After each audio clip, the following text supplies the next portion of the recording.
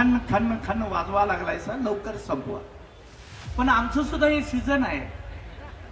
मग season wise काम करायचं असते की नाही सांगा.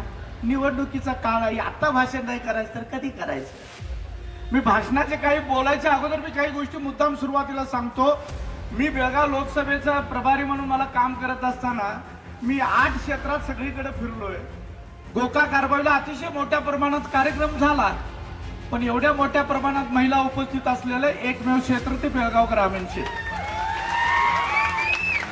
आणि हे का सांगायला लागले, आज रात्री आमची अक्का झोपू नये म्हणून मला असं वाटतंय, म्हणून तिच्यापर्यंत ही बातमी पोचावी.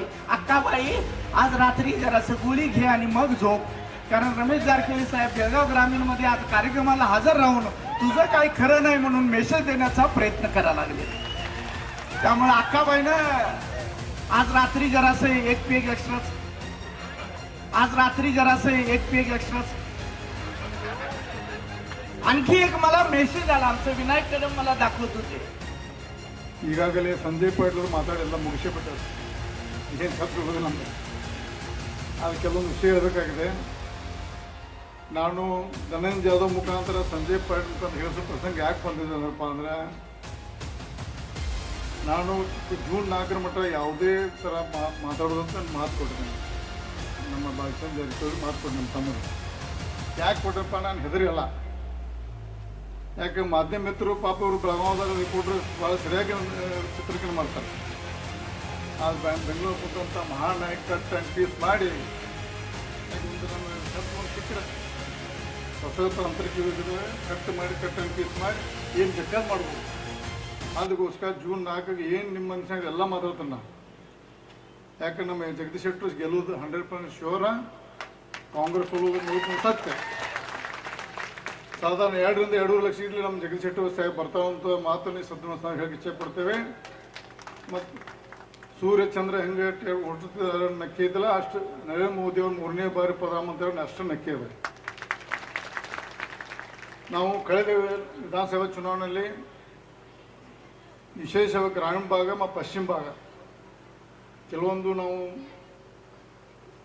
ಬಹಳಷ್ಟು ಇಲ್ಲಿ ಸುಧಾರಣೆ ಮಾಡಬೇಕಂತ ಭಾಳಷ್ಟು ಇಚ್ಛೆ ಪಟ್ಟಿದ್ದು. ಅದಕ್ಕೆ ದುರ್ದೈವದಿಂದ ನಮ್ಮ ಸರ್ಕಾರ ಬರಲಿಲ್ಲ. ಆದರೆ ಮಹಾರಾಷ್ಟ್ರ ಗೋವಾ ನಮ್ಮ ಸರ್ಕಾರದಿಂದ ಜಗದೀಶ್ ಶೆಟ್ಟರ್ ಅವರ ಕೈ ಬಲಪಡಿಸಿ, ಮೋದಿಯವರ ಕೈ ಬಲಪಡಿಸಿ ನಂತರ ಪಶ್ಚಿಮ ಭಾಗದ ನೀರಾವರಿ ಯೋಜನೆ ಮಾಡ್ಬೇಕಂತ ಒಂದು ನಮ್ಗೆ ಭಾಳಷ್ಟು ಒಂದು ದೃಢ ಸಂಕಲ್ಪ ಇದೆ. ಅದು ಧನಂಜಯ ಸ್ವಲ್ಪ ಮರಾಠಿ ಹೋಗ್ಬೇಕು. ಆಮೇಲೆ ಪಶ್ಚಿಮ ಭಾಗದ ಮರಾಠಿ ಹೇಳಿ ಯಾಕಪ್ಪ ಅಂದರೆ ನಾವು ಇದನ್ನು ಯಾಕೆ ಕೋಡ್ ಆಫ್ ಕಂಡಕ್ಟ್ ಇರೋದ್ರಿಂದ ಭಾಳಷ್ಟು ವಿಷಯವನ್ನು ಮಾತಾಡಕ್ಕೆ ಬರೋದು. ನಾವು ಇದು ಹಳಿದ ಯೋಜನೆಯಲ್ಲಿ ಇದ್ದಂಥದ್ದನ್ನು ಮಾತಾಡ್ಬೋದು, ಹೊಸ ಯೋಜನೆ ಮಾತಾಡಕ್ಕೆ ಬರೋದಿಲ್ಲ.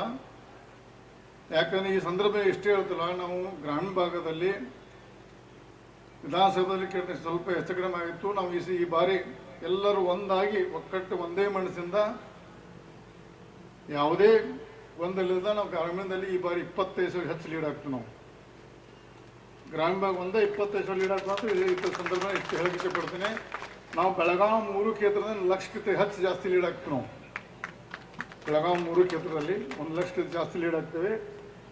ಸಾಧಾರಣ 2.5 ಲಕ್ಷದಿಂದ ನಮ್ಮ ಜಗದೀಶ್ ಶೆಟ್ಟರ್ ಆರಿಸಿ ಬಂದು ಕೇಂದ್ರದಲ್ಲಿ ಮಂತ್ರಿ ಆದ ನಂತರ ಈ ಭಾಗದ ಎಲ್ಲ ಸರ್ವಾಂಗೀಣ ಅಭಿವೃದ್ಧಿಗೋಸ್ಕರ ನಾವು ಪ್ರಯತ್ನ ಮಾಡ್ತಾ ಸಂದರ್ಭ ಹೇಳಕ್ಕೆ ಇಷ್ಟಪಡ್ತೀವಿ. ಜಗದೀಶ್ ಶೆಟ್ಟರ್ ಸಾಹೇಬರು ಕಳೆದ ಲೋಕಸಭಾ ಉಪಚುನಾವಣೆಯಲ್ಲಿ ಒಂದು ಎಲ್ಲ ಕಡೆ ಹೇಳ್ತಿದ್ರು, ಹುಬ್ಬಳ್ಳಿ ಧಾರವಾಡ ಅವಳಿ ನಗರ ಹತ್ರ ಆವಾಗಿನ ಹೊಸಾದ ಮಾಡೋರು ತ್ರಿವಳಿ ನಗರದ ಮಾಡಿ ಬೆಳಗಾವಿ ಧಾರವಾಡ ಹುಬ್ಬಳ್ಳಿ ಒಂದೇ ಕಾರಿಡಾರ್ ಮಾಡಿ ಒಂದು ಇಂಡಸ್ಟ್ರಿ ಪಾರ್ಕ್ ಮಾಡಲಿಕ್ಕೆ ಎಲ್ಲ ಯೋಜನೆ ಮಾಡ್ತಾರೆ. ಕೇಂದ್ರದಿಂದ ಅದನ್ನು ಪ್ರಸ್ತಾವ ಮಾಡಿ ಈ ಭಾಗ ನಾವು ಈಗ ಚೆನ್ನೈ ಬೆಂಗಳೂರು ಹೆದ್ದಾರಿಲಿ ಮಾಡಿದಾರಲ್ಲ ಆ ಟೈಪ್ ನಾವು ಈ NH4ನಲ್ಲಿ ಇಂಡಸ್ಟ್ರಿ ಕಾರಿಡಾರ್ ಮಾಡೋಕ್ಕೆ ನೀವು ಪ್ರಯತ್ನ ಮಾಡಬೇಕಂತ ಈ ಸಂದರ್ಭದಲ್ಲಿ ಅಂತ ಮನವಿ ಮಾಡ್ಕೋತೇವೆ. ಮತ್ತು ನಮ್ಮ ಇದು ವಿಮಾನ ನಿಲ್ದಾಣ ಅಂತಾರಾಷ್ಟ್ರೀಯ ಮಟ್ಟಿಗೆ ಬೆಳೆಸಬೇಕು. ಯಾಕಂದ್ರೆ ನಮ್ಮ ಬೆಳಗಾವಿ ಸಿಟಿಯಲ್ಲಿ ಭಾಳಷ್ಟು ಆಟೋಮೊಬೈಲ್ ಪಾರ್ಟ್ ಭಾಳಷ್ಟು ಎಕ್ಸ್ಪೋರ್ಟ್ ಮಾಡ್ತಾರೆ, ಭಾಳಷ್ಟು ಭಾಳಷ್ಟು ಕೆಲಸ ಮಾಡ್ತಾರೆ. ಮತ್ತು ಇಲ್ಲಿ ನೇಕಾರರು ಇರ್ಬೋದು, ರೈತರು ಇರ್ಬೋದು,